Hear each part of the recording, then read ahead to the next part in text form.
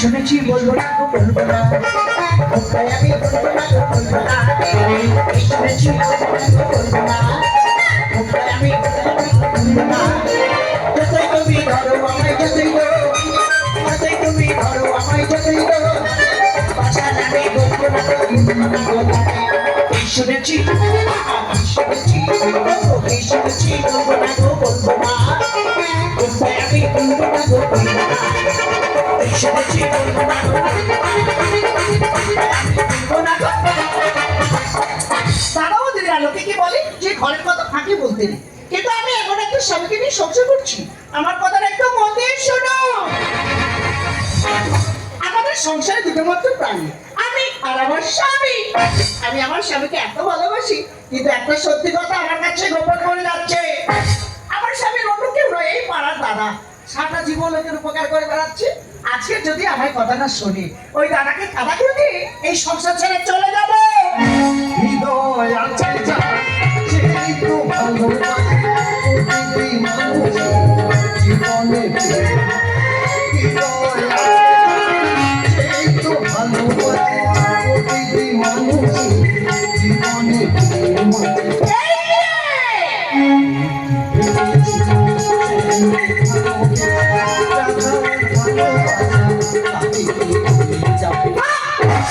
আমি তোমায় কেউ তুমি আমার ভাঙি নেই, তাহলে আমি তোমার স্ত্রী। হ্যাঁ, তাহলে আমি যেটা চাইবো নিশ্চয়ই পাবো। অবশ্যই এসো, তোমার সাথে আলোচনা আছে। কি বলিস না? হ্যাঁ, আমার না অনেক দিনের ইচ্ছে, একমাত্র তুমি পূরণ করতে পারো। আমি তোমার স্বামী, তোমার ইচ্ছাই পূরণ করবো, বাইরের লোক পূরণ করবে? সত্যি বলছো? হ্যাঁ, অন্য কিছু নয়, শুধু একটা ভোটের টিকিট।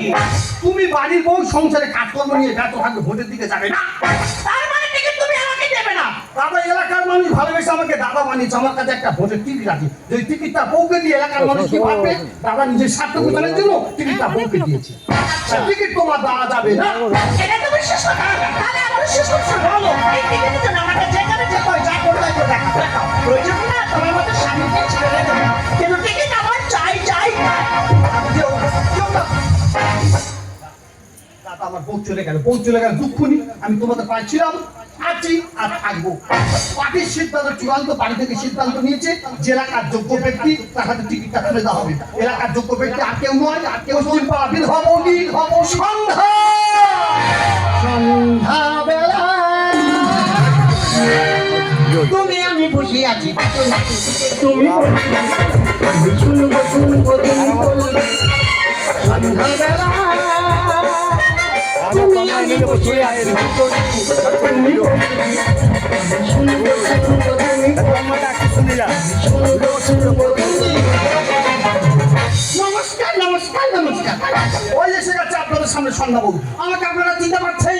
আমি সেই আপনাদের গ্রামের মেয়ে, সেই শ্রীমতী ঈশ্বর কুমারী সন্ধ্যাবেলা ভুবুনি। মিথ্যা কথা বলবো না, সামান্য একটা ভোটের টিকিটের জন্য একটা লোকের পিছনে দীর্ঘ 60 বছর ঘুরছি, আর উনি শুধু আমার ডেট দিয়ে যাচ্ছে। তাই আজকে এসেছি, ওনার সাথে শেষ ফয়সালা করবো, তারপর এখান থেকে যাবো।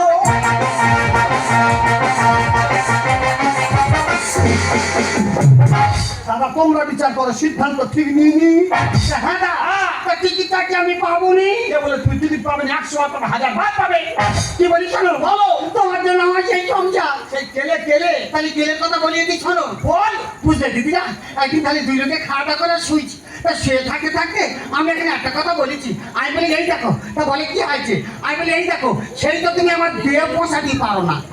কি ভালো ভালো না। আরে বলি শোনো, বলো, এখন যে দুর্মূল্য বাজার পড়েছে, একটা পুরুষ মানুষ সারাদিন যদি ঘুরে ঘুরে সন্ধ্যেবেলা যদি 100 টাকা এনে হাতে দেয়, ও দিদি সংসার চলবে? চলবে না, চলবে না। না, একটা মেয়ে ছেলে যদি মেলা ঘাটে বেরোয়, দিদি তোরা বিচার করে বল, তার গায়ে যদি 20 কেজি থেকে 30 কেজি সোনা থাকে, ও দিদি তার মেয়ে বলে মানাবে? মানাবে না, মানাবে না। না, আমি ওনার কাছে বেশি আশা করিনি। আমি বলি এই দেখো, তুমি গরিব মানুষ, কোথায় পাবে? আমার 20 কেজি লাগবে না, 30 কেজিও লাগবে না, অন্তত শখ আছে কত নেই, এক টাকার মতো আমার একটা নামি দাবি করে দেবে, আমি নামিতে করে সারা মেলা ঘুরবো। আমার মেয়ে দেখেছো, আমি যাবি বলে হবে না। বল দাদা, মাথায় এত গরম হয়ে গেছে। গরম হওয়ারই কথা। শুয়ে বলে থাকো, শুয়ে থাকতে থাকতে ফের আমি একটা কথা বলেছি। আমি বলি এই দেখো, তো বলে কি হয়েছে? আমি বলি এই দেখো, আমি দাঁড়া শুয়ে থাকতে থাকতে কোথায় আরে বলি শুনলে বল, আমি বলি এই দেখো একটা কথা, ইলেকশনে ভোটে দাঁড়াবো, বুঝিয়ে বললাম, বলে হবে না। আমি বলি এই দেখো, যদি আমি ভোটে জিততে পারি, তোমার এই যে মেয়েটা ঘর আছে, ও ঘর আমি রাখবো না, ভেঙে ফেলে দিয়ে 5 তলা ফ্ল্যাট বানিয়ে দেবো। দাদা তোমরা বিচার করো, যোগ্য প্রার্থীর হাতে টিকিট দিয়ে সিদ্ধান্ত ঠিক নিয়ে নি। কোথায় ছিল? বলে হবে না কাপড়, দাদা মাথা আরো গরম হয়ে গেছে। আর ঘরে বসে ফেলে তুই আটা ছিল, দাদা আটাটা আস্তে আস্তে এনেছি, এনে আর ঢাকনাটা খুলে আর মেন ফুটোয় বল বল বল বল করে ঢেলে দিচ্ছি। মেন ফুটো মানে আরে বলি শোনো, লোক নাকটাকে ঘুমাচ্ছে, তার কাটা নিয়েছি আর দুটো নাকের ফুটো যে 2 ফোঁটা করে 4 ফোঁটা ঢেলে দিয়েছি, লোক পুরো তো মাকে ওকাছি। তারপর তো হারালো সব ধেয়ে আসছে, দাদা ভয় তো তখন আমি একবার খাচ্ছি, একবার খাচ্ছি, একবার খাচ্ছি, একবার খাচ্ছি, মাটিটা তখন একটা আচ্ছা অগরে বেঁধে গেছে। সত্যিকার দাদা, তুমি আমার মাছ কেন মোশন বেরিয়ে গেছো, বুঝতে পারো মোশন মারাচ্ছ?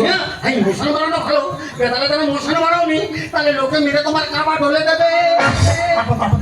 তারপর আবার কি টিকিটটাকে আমি পাবো নি? সিদ্ধান্ত তোমাকে টিকিট দাও, তোমাকে নিয়ে দাদা এখন প্রচারে